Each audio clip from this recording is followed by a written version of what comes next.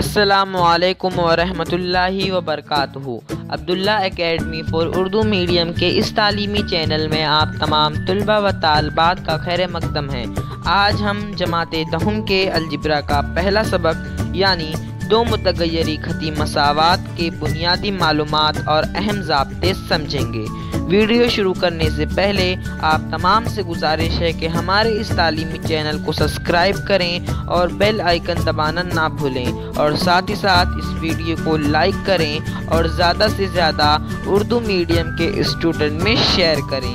تو چلیے شروع کرتے ہیں ویڈیو۔ تو سب سے پہلے ہم دیکھیں گے کہ دو متغیری خطی مساوات ہوتی کیا ہے۔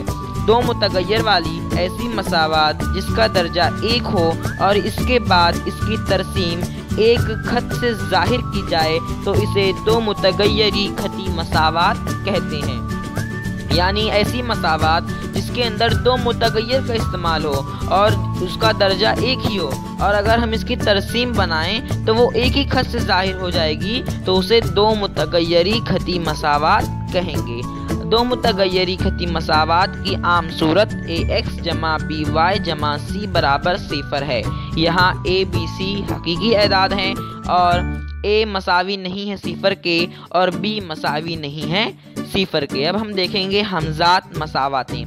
دو متغیر والی دو مساواتیں جن کا درجہ 1 اور حل مشترک ہو، ایسی مساواتیں ہمزات مساواتیں کہلاتی ہیں۔ یعنی ایسی مساوات جس میں دو متغیر کا استعمال ہو اور دو ہوں اور ان کا درجہ 1 ہی ہو لیکن حل مشترک ہو تو ایسی مساواتیں ہمزات مساواتیں کہلاتی ہیں۔ اب ہم دیکھیں گے مربع قالب کا طریقہ۔ مربع قالب کے طریقے میں مثال کے طور پر اے بی سی ڈی کوئی 4 اعداد ہوں تو اے بی سی ڈی اس طرح لکھا جائے گا، اور اگر ہم ان کی ترچھی ضرب کریں گے تو اے ضرب ڈی نفی بی ضرب سی۔ یہ جو نفی ہے وہ نفی ضابطے میں استعمال کیا گیا ہے، اس لیے ہم یہاں پر نفی کا استعمال کر رہے ہیں، اور ہمارا حل آئے گا اے ڈی نفی بی سی۔ اب ہم دیکھیں گے گرامر کا اصول۔ اگر ہمزات مساواتوں کو a1x جمع b1y برابر c1 اور a2x جمع b2y برابر c2 کی صورت میں ظاہر کریں تو پہلے ہم d کا ضابطہ لکھیں گے۔ d کا ضابطہ کیا ہے؟ d برابر a1 a2 b1 b2۔ اب اس کو ہم حل کریں گے تو ترچھی ضرب کریں گے، a ضرب b2 a2 ضرب b1۔ یہ جو نفی استعمال کیا گیا ہے وہ ضابطے میں استعمال ہوا ہے، اس لیے ہم نفی استعمال کر رہے ہیں۔ اب ہم دیکھیں گے ڈی ایکس کا ضابطہ۔ ڈی ایکس کا ضابطہ کیا ہے؟ c1 c2 b1 b2۔ اب ہم اس کی ترچھی ضرب کریں گے تو کیسے کریں گے؟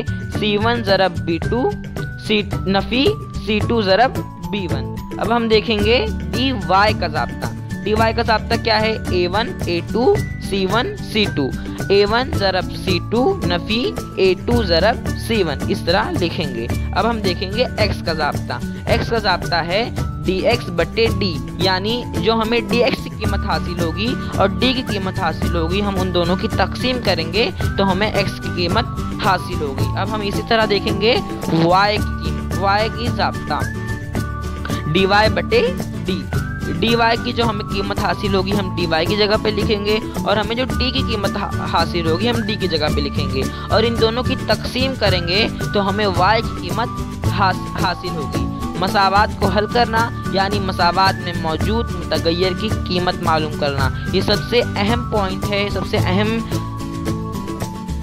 بنیاد ہے یہ کہ ہم جو مساوات کو حل کریں گے تو کیوں حل کر رہے ہیں، تو اس کا یہی جواب رہے گا کہ ہم جب مساواتوں کو حل کر رہے ہیں کیوں حل کر رہے ہیں، کیونکہ ہمیں جو مساوات کے اندر جو موجود متغیر ہے ہمیں اس کی قیمت معلوم کرنی ہے، اس وجہ سے مساوات حل کی جاتی ہے۔ انشاءاللہ ہم جلدی نئی ویڈیو لے کر حاضر ہوں گے، تب تک کے لیے شکریہ، اللہ حافظ۔